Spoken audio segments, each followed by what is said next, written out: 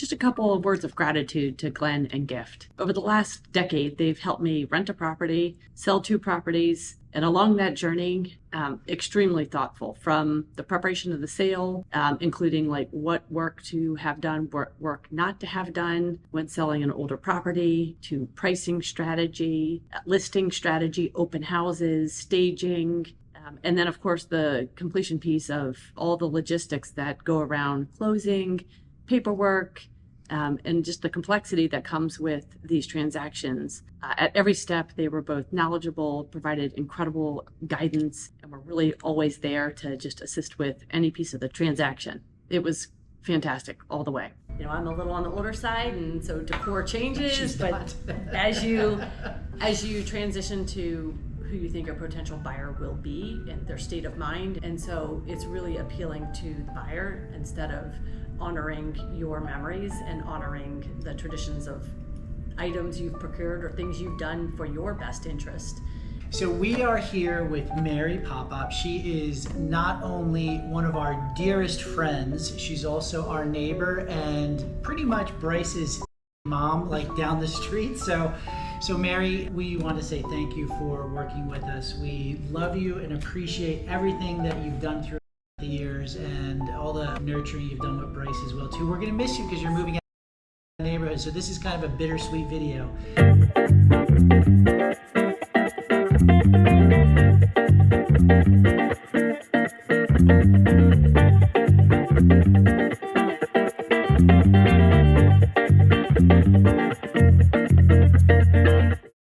How was your experience overall on the real estate side working with 23 homes? Yeah, fantastic. Both you and were incredibly clear in all of your communications. We hit all of the timelines around getting the house on market, getting it prepared, photographs. It's a lot of steps, very complicated.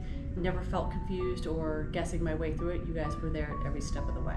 And were we responsive? You would text us sometimes. I mean, were we there? Yep, okay. And there was many times where I couldn't get to the house or be there when things needed to be taken care of. It was really great to know that you guys could enter the home and oversee different bodies of work or schedule for and cover for me during those moments. Absolutely. I think for most people, your home purchase or your home ownership is probably the most valuable asset you'll ever have. And so it's difficult to think about a place where you raised your children and had a life. At the same time, that sort of asset that is yours that you love is an unloved asset by a potential buyer. They haven't raised their family yet. They are not emotionally attached to it. And what they see is a potentially the largest investment they'll ever make. And so when thinking about pricing strategy, you can price anything at any rate, a car, a home, a coffee mug, but it's only as good as you find a buyer who's willing to pay for it. So really recommend that as best as you can, you actually emotionally separate yourself from the house being a place you love.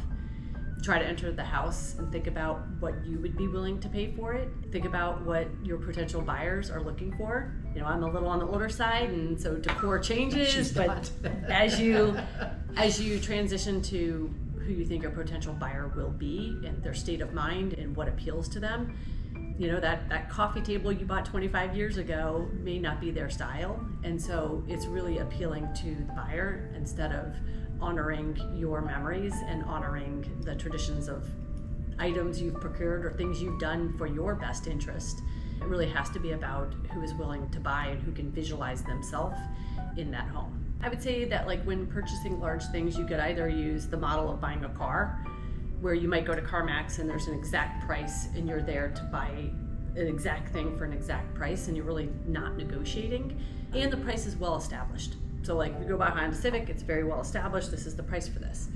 The other model would be something akin to an auction, where you're going in and you're bidding on a unique thing that really doesn't have many relative comparisons. And so what the crowd is trying to do is to seek to find the price that determines its value. And I would say that particularly second homes that have been not brand new, but they're like second, third, fourth, fifth, particularly older homes, what the market is trying to do is find the price that's acceptable to one or many. And just like if you've ever seen an auction conducted, if there's only one person raising their panel, that person gets to dictate the price. if there's multiple persons raising their panels and trying to get that piece of artwork or whatever is being sold, the room and the crowd almost in real time sets the price for that asset. And if you can get enough traction for people to be interested, then you can start an auction on them. Mary is very special to us. It's not just a client. She is our friend, our neighbor. It is really sad to see her move. However, I'm so grateful and thankful when she decided to move that she think of us as a realtor. Absolutely. It's a lot of choices out there in real estate services.